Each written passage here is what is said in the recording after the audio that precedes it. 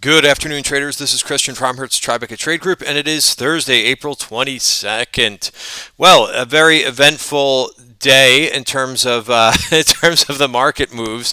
We'll talk about that in just a second. Risk disclaimer in front of you: everything that we're going through is for information purposes only, not giving out any advice or recommendations. This video is for educational purposes only. If the video is blurry, it's just because YouTube has not rendered the high def version. Give it some time and it will straighten itself out. Sometimes it takes up to an hour for that to take place.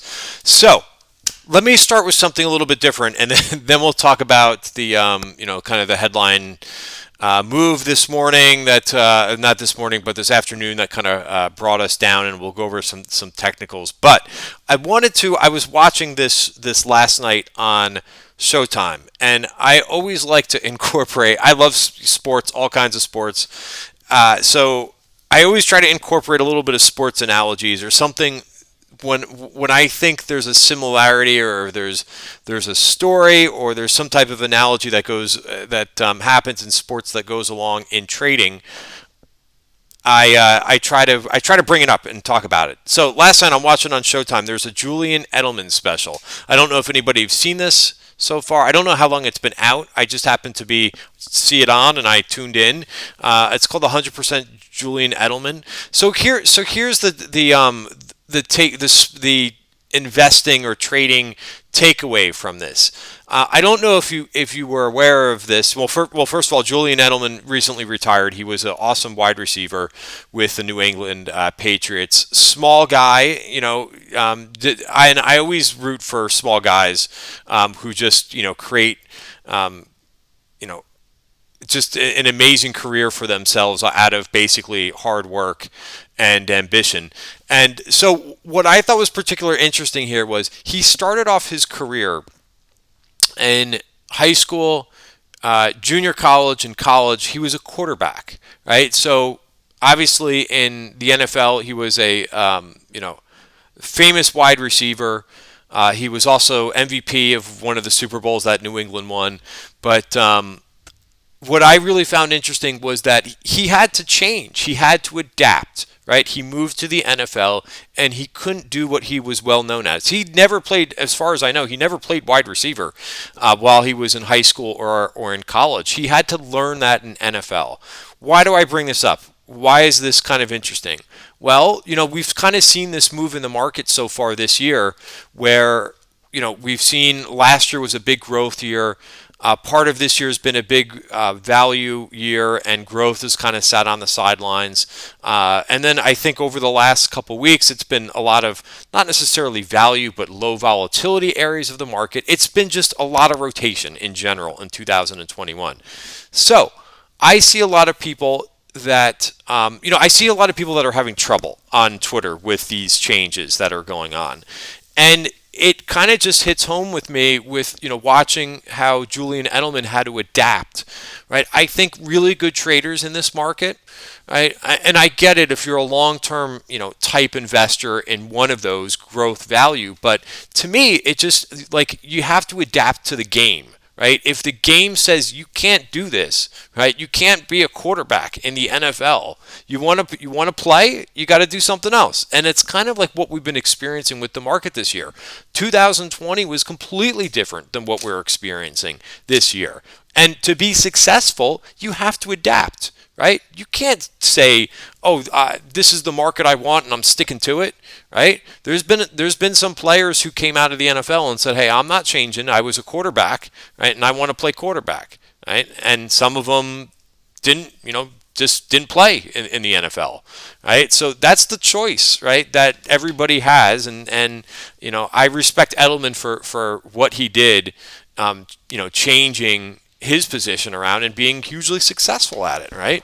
Not even changing it, but also just completely having to change his game. And I think that's really important in trading, and it's something that I try to go over in these videos every day what's moving, what's not moving, where you can kind of make a trade in a particular group. I was joking around on Twitter last night, and I was saying, hey, I've been trading. I traded IBM the last couple days. I don't think IBM did very well, but if you would have told me 6 months ago that I was trading, that I was going long IBM, or positioning around IBM and after its earnings, I would have said no way. But here I am, and these things some of them have momentum, and I took a target in this thing yesterday, but I'm still long and looking for an exit at 147. But I'm telling you, that's what it's all about, in terms of trading and investing. The more that you can be less stubborn and adapt to what the market gives you, not the other way around, I think you're going to have a much better chance at this game.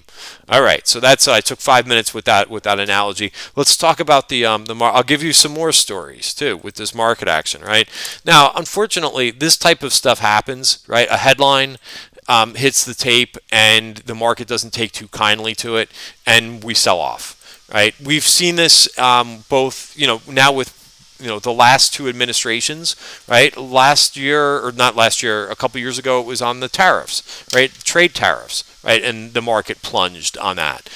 This stuff happens, guys. Unfortunately, it is not fun. I don't enjoy it. When you can basically, get up, go to the bathroom, or get up, go get a cup of coffee, and 10 minutes later, the market is completely in a different direction. So it's not fun if you're caught on the wrong side of this. And but I could tell you this has happened quite frequently, especially. We haven't had to deal with it too often, but when I used to trade institutionally through the financial crisis, there was a headline that would move the markets. Once a week going through that particular time, right? If it wasn't something about, obviously we know about Lehman Brothers, but there's all kinds of other banks that were running into issues. There was one morning where there was only two of us on our trading desk, where we normally had like 5 or 6 people, because a couple of people were out. They announced that you couldn't, in Europe, that you couldn't short financials anymore. And there's 2 of us that morning, running around like crazy, trading ETFs for hedge funds, making risk markets, going back and forth with a whole bunch of sales traders yelling orders at us. Give me a market in this, give me a market in that. So it happens, guys. And just like I was, referencing with the Julian Edelman story, same thing with this, guys. You just have to adapt and just be like, well, this just happened. What do I need to do next? Right? We can't cry over it. We try not to stress as much as possible and just say, what am I going to do now? Right. So that's the story. Interesting. I'm looking at this 5-minute S&P chart, and we sent out this S&P MarketWebs indicator roadmap to members every day, talking about key levels. It's funny that we did tag this version point of control. That's as far as we went, right? And I did, I talked about just levels a little bit this morning. I honestly didn't think that we would get up here in the first place today, but we did. So I think if we look at the 1 hour, we kind of do this backwards. Usually you want to start with the longer time frame and then draw in, but there's some important things that went on in the short term today. This was a level that I talked about a couple times throughout the week. You probably heard me say this a couple times on Twitter in these videos, but 41.45, right? I talked about once we kind of broke into this, and we chopped around for a little bit, had a little bit of that volatility earlier in the week. And then yesterday, we had this huge participation day to the upside. And today, we're basically right back to where we were a couple days ago. Now, the other thing that's kind of interesting with this is, did the market want to do this the whole time, right? We've talked about how these second part of the months can be very tricky. Right here, again, it is trickiness, right? So when you know that you've got some trickiness ahead of you, and we've certainly been talking about that now since the end of last week, so you should be aware that these markets are going to be tricky and they're not going to be easy.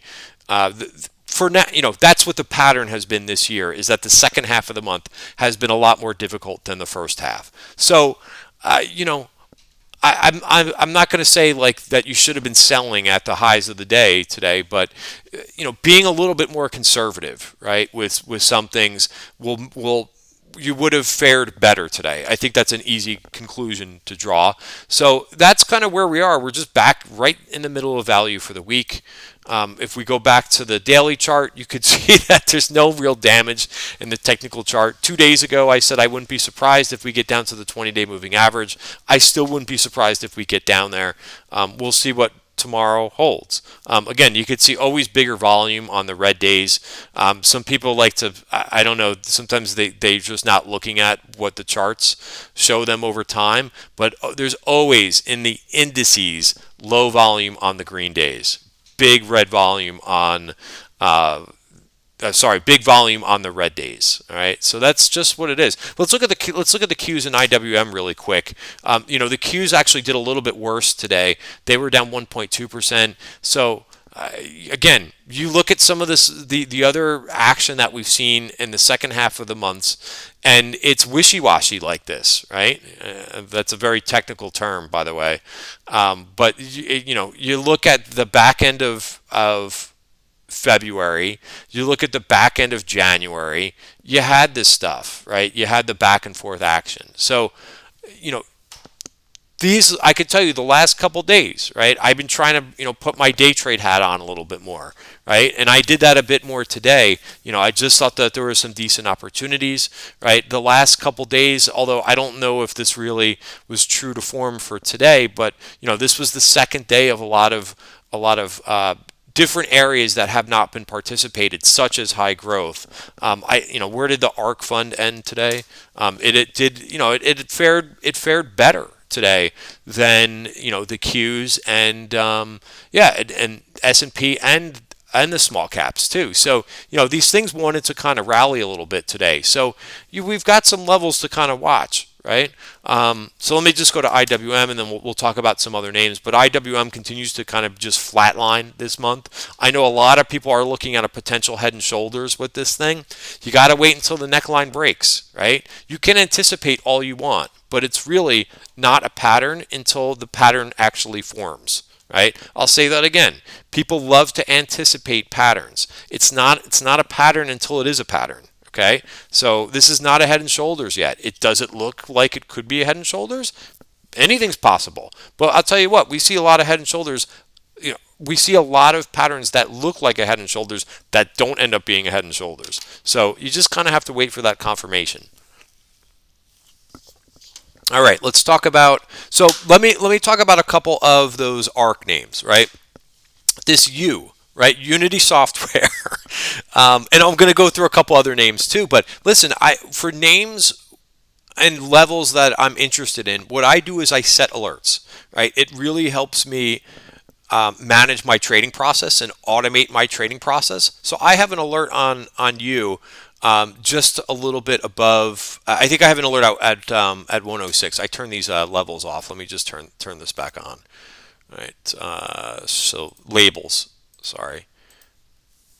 All right, so you can see this level is 105.64. I round up 106, right? So that's where I have an alert. Until then, I've mentioned before with this Unity software, I don't want anything to do with it until it gives me a signal, right? I don't want to use emotion. I don't want to use predictions. I want to just wait until I have a signal to trade against. Okay, very important.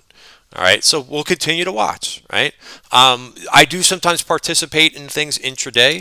CrowdStrike, I tried. It did actually hold in here, right? Because we just don't know how things are going to look at the end of the day. The level to watch for tomorrow, I mean, this is just this week's value area, so we'll have a new one next week. But I think it's somewhat positive here that this thing broke, came back and retested it. Now we just have to see if we're going to retest and go, right? That's CrowdStrike, but not the best candle. Again, this has been very tricky, this name, the last couple days. Better if you're just sitting in a trade for now and honoring a stop, which it really hasn't triggered a stop, which is 208. I've been kind of chopped up in this thing this week, to be honest, but that happens. Okay. Well, let's talk about. I talked about yesterday that there was calls that went up in the clean energy ETF, right? Global clean energy. So I got the bounce that I was looking for, and I I skedaddled with this one. I got out of this one very quickly. If I get the opening move, the move on the open that I'm looking for, sometimes I wait around a little bit. You could see I did here. And then once it starts to retreat on me, I get out of it. And I'm happy for something like this where it's almost a double, right?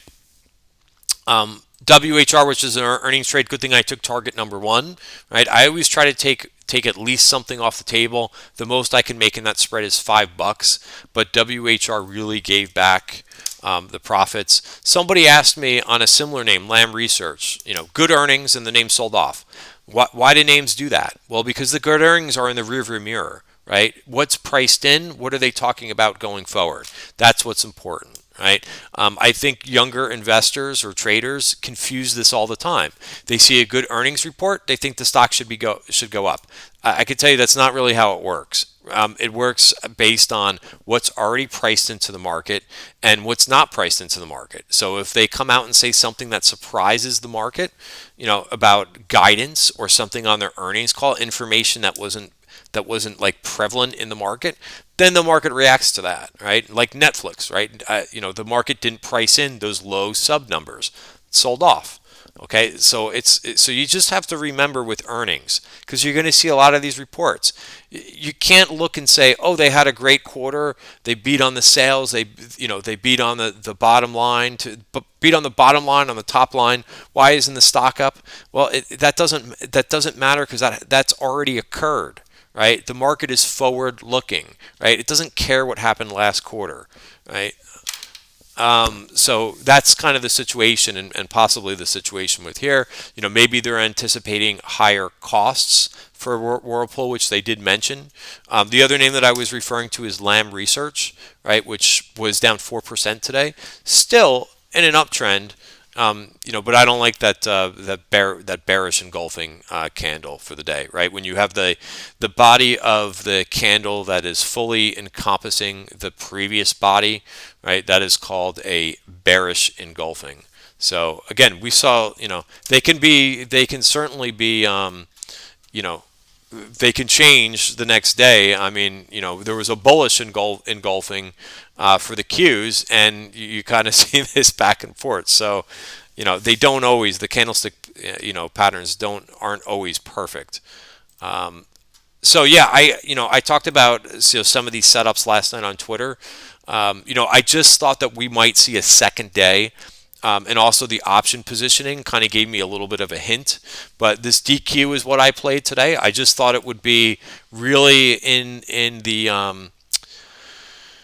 right in the wheelhouse of what the market wanted to do today. Global. It was Earth Day too. I'm not sure why that was why solar names were so strong today, but just the fact that this thing wanted to go.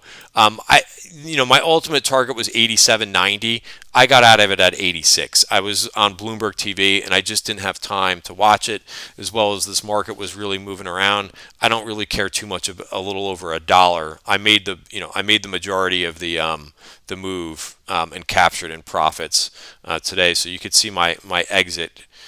My exit here, 86. All right, so a couple other things, like it's good to go over this stuff too. Sometimes we just don't know how things are going to end up on the close. I thought Expedia looked like a pretty good setup, right?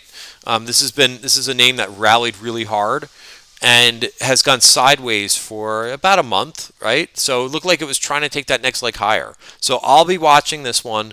I took it off at the end of the day. Why did I take it off? Because I have paper hands. Well, maybe no, because it didn't signal for me at the end of the day. I need to see a break over 178.20. It did this intraday, but it did not close there. So I'll reassess tomorrow. Right? That's right now how I want to trade this market, being super disciplined. Why? Because of what did I say earlier in the video? The second half of these months are very tricky. So I'm using that and making adjustments, and I'm not going to stay in something even though there's no sell signal or anything like that, but there's no buy signal for me either. So that is how I'm trading right now. I'm also making sure I take targets. We saw a lot of BABA calls today. I talked a little bit about this on Bloomberg, but I took several targets in BABA today. I'll give this thing I'm giving this one a little bit more leeway, right? You kind of have to pick and choose a little bit, right? And something like this where I took multiple targets, 765 was my second target. I added a little bit on the weakness, then I took another target. All right, 645. I made sure. Look, even a 30-cent target. I just want to make sure that hey, if even if it's a small profitable trade, it's still a profitable trade. All right, and then I can keep the remainder of the position on something where I'm comfortable in this crazy market holding.